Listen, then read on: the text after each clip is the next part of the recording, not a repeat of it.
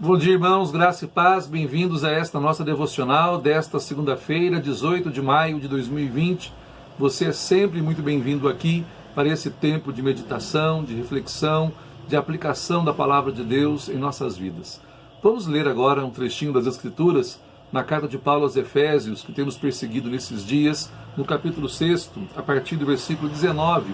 O apóstolo diz assim: "E também por mim, para que me seja dada, no abrir da minha boca, a palavra, para com intrepidez fazer conhecido o mistério do Evangelho, pelo qual sou embaixador em cadeias, para que em Cristo eu seja ousado para falar como me cumpre fazê-lo." Amados, o apóstolo Paulo se coloca aqui numa condição absolutamente necessária a todos os crentes. Ele, que era alguém capaz de dar profundos conselhos espirituais, ele que era alguém capaz de, com lógica, fazer longos arrazoados em defesa da fé, ele que tinha uma linguagem clara, capaz de destrancar as mentes e chamar a atenção dos intelectuais para a sua palavra, ele que com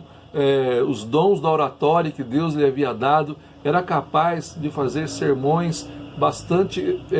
eficazes e bastante profundos. Ele sabe que nada destas qualidades e qualificações humanas, no final das contas, são suficientes, ou mesmo são eles que operam alguma coisa na mente, no coração do homem, levando-o não só a crer, mas a experimentar uma profunda transformação de vida. O apóstolo sabe-se absurdamente dependente da graça. Não fosse o trabalho da graça em sua vida, não fosse o auxílio preciosíssimo do Espírito Santo, não fosse o Espírito Santo falar nele, por meio dele, e gemer dentro dele, ele jamais teria qualquer que fosse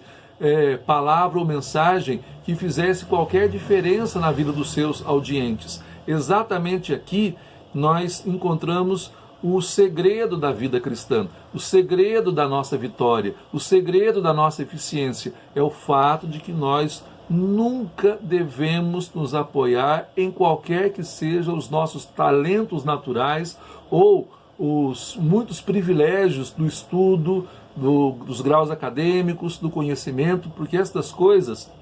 elas não são de todo desimportantes, elas não são de todo, digamos assim, inapropriadas. Elas também fazem parte dos dons da graça comum de Deus, que de fato privilegia alguns conforme lhe apraz. Contudo,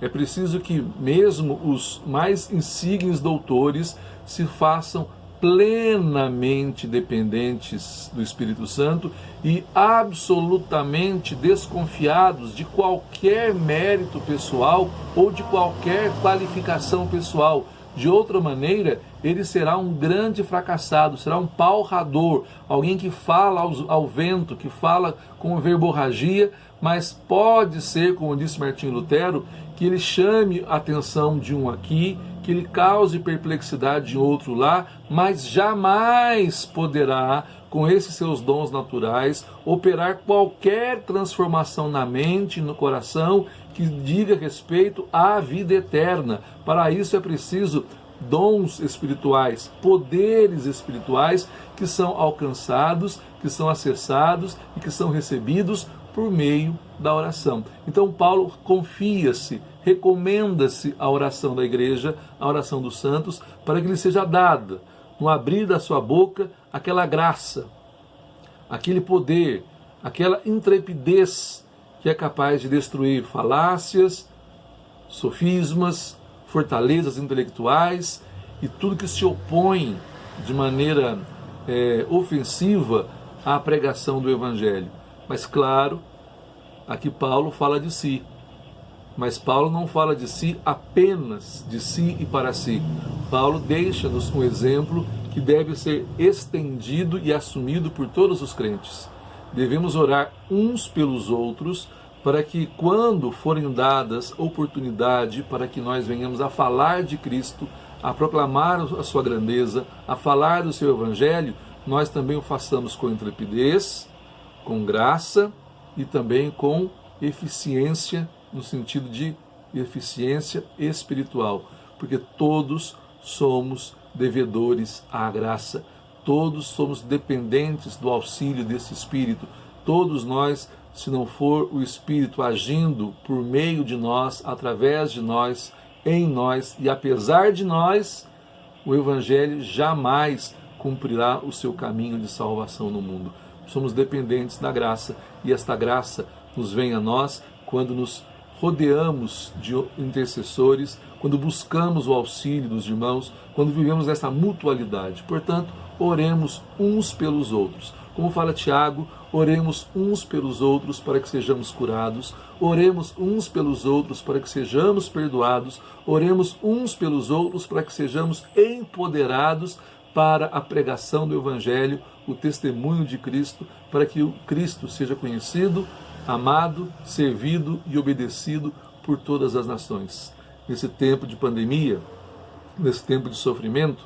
mais do que ficar discutindo questões ideológicas, pretensas e possíveis, mais do que ficar discutindo e tentando achar uma teoria da conspiração por trás de cada acontecimento, mais do que ficar fixado obsessivamente em questões que dizem respeito ao fim do mundo, à volta de Cristo, que são questões importantes também na teologia e na vida cristã, agora é hora de ver na pandemia uma grande porta aberta, uma grande oportunidade para falarmos do amor de Deus, para falarmos do amor de Cristo, para falarmos do Evangelho da salvação, que é poder de Deus para todo aquele que crê. E para que nós façamos isso com aquele sucesso espiritual esperado, é necessário que nós abasteçamos a nossa mente, a nossa alma, o nosso coração dos poderes espirituais que só chegam a nós por meio da oração. Oremos uns pelos outros para que nós não percamos a grande oportunidade deste século, que é esta pandemia, para dizer ao coração dos homens confusos, perdidos, enredados por idolatrias políticas, ideológicas, confusos em suas decisões, tateando como no escuro buscando uma saída, que é a única porta que nos acessa à felicidade e à vida, que traz o perdão e a graça, e que nos coloca numa correta relação com Deus, e que nos faz acessíveis ao reino eterno, é crendo, recebendo Jesus Cristo como nosso único e suficiente Salvador. Oremos uns pelos outros, para que em cada oportunidade, com poder, intrepidez e graça, falemos de Cristo como nosso amado e dulcíssimo Salvador.